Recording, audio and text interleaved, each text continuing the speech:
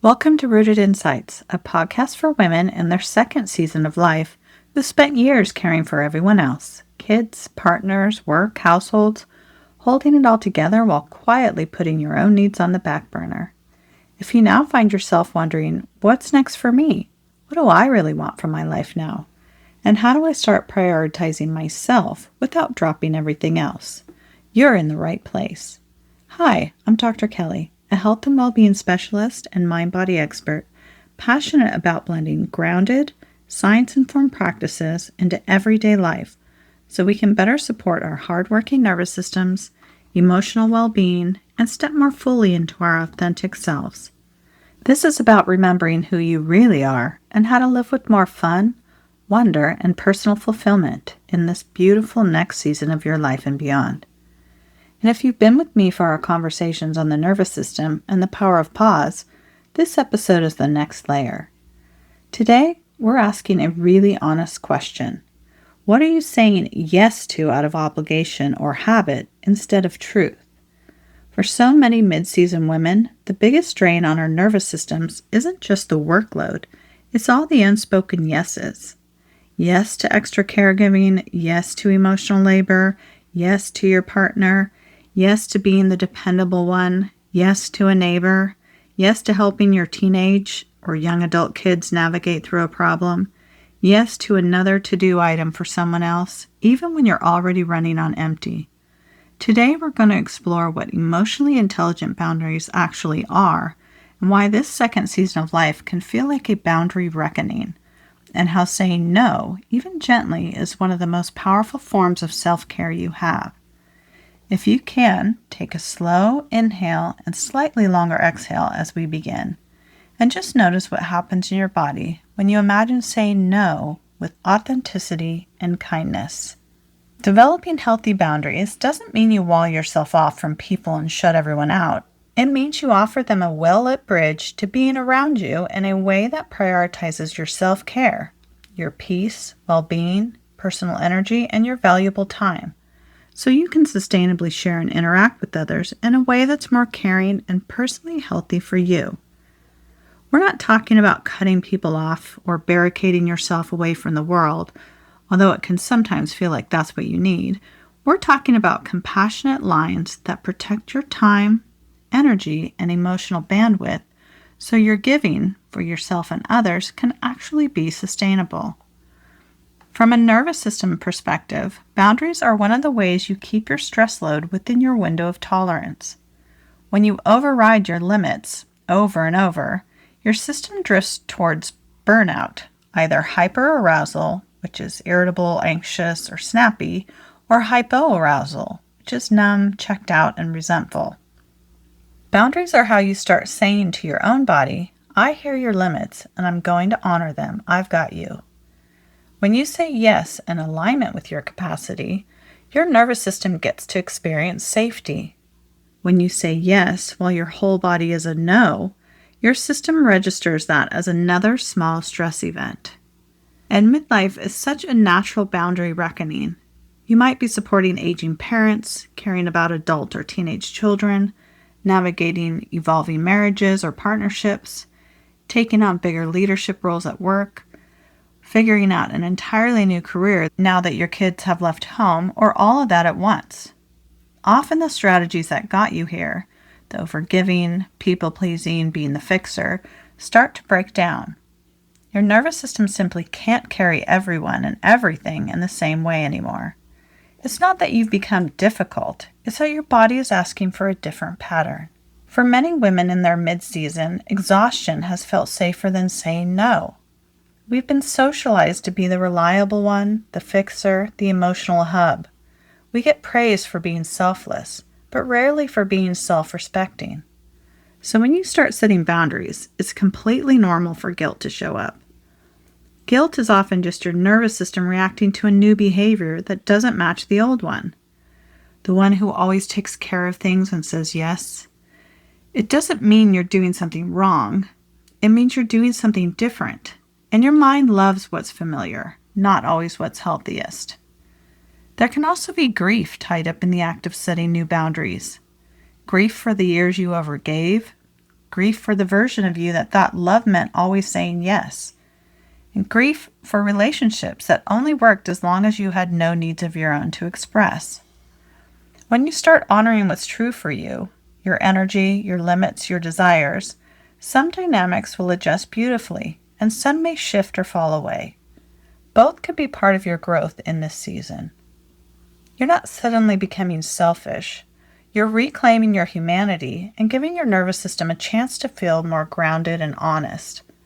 Understanding that and embracing it as part of the process of becoming more authentically you in this new powerful season of life can help to soften the inevitable adjustments that come anytime we begin doing something new.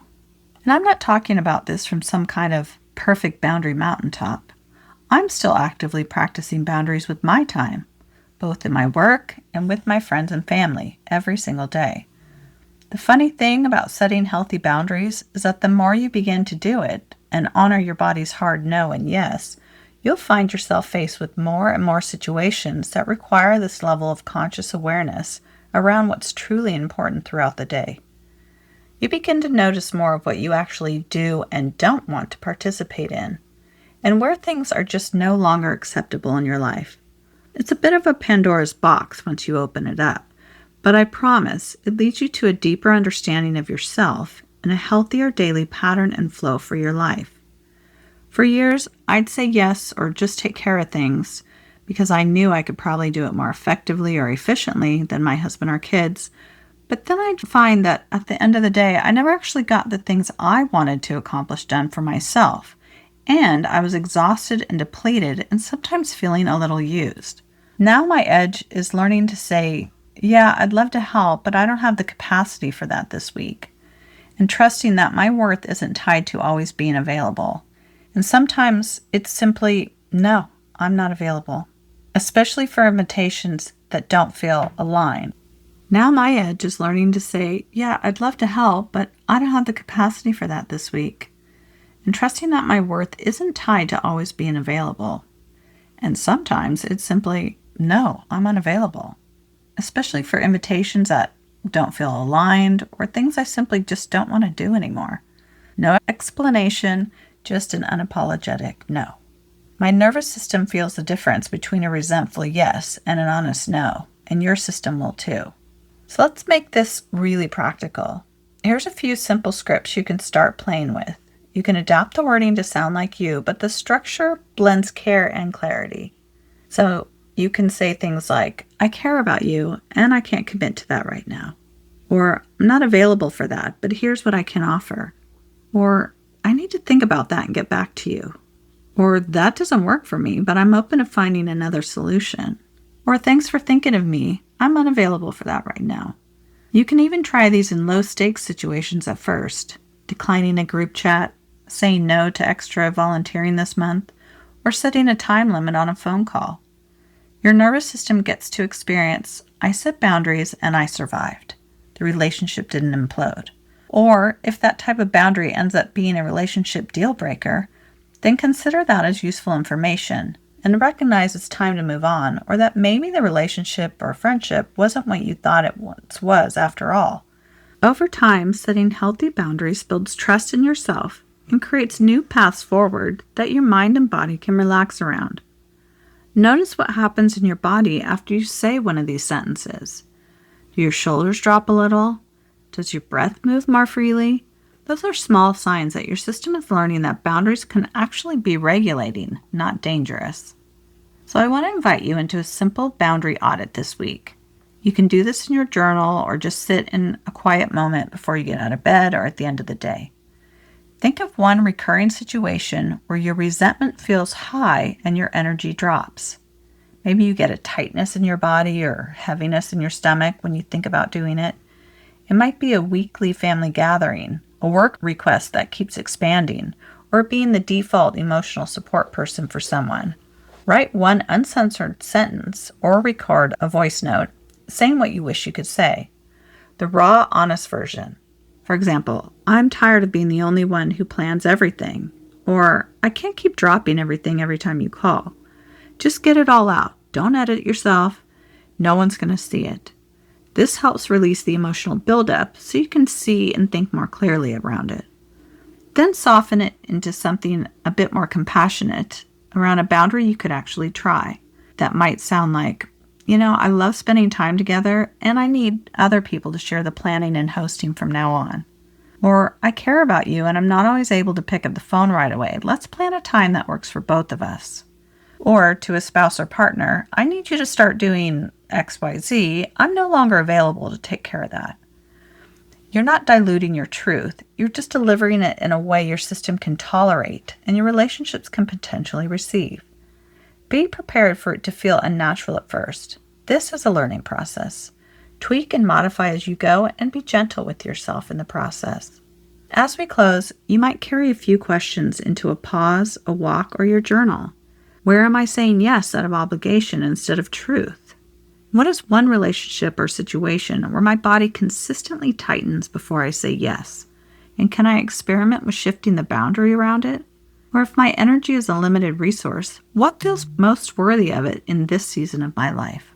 You don't have to get it perfect. Every small, shaky boundary is still you teaching your nervous system, I'm allowed to matter here. And if this conversation helped you feel a little more seen in the places you're tired of carrying so much, I'd love for you to keep walking with me. Follow, like, and subscribe to Rooted Insights wherever you listen, and if it feels supportive, leave a 5-star rating or positive review. It truly helps other women in this second season of life find these conversations. You can also share this episode with a friend who's quietly wondering how to start saying no without guilt. Remember, you're not behind, you're in a new season of your life, and your nervous system and your deeper self have carried you this far. You're allowed to support them now, including through setting healthy boundaries, using no as a complete sentence, and finally choosing yourself first. Thanks for being here as we root into more insights together. One pause, one breath, one boundary, one choice, one guilt-free no at a time. Join me next time on Rooted Insights.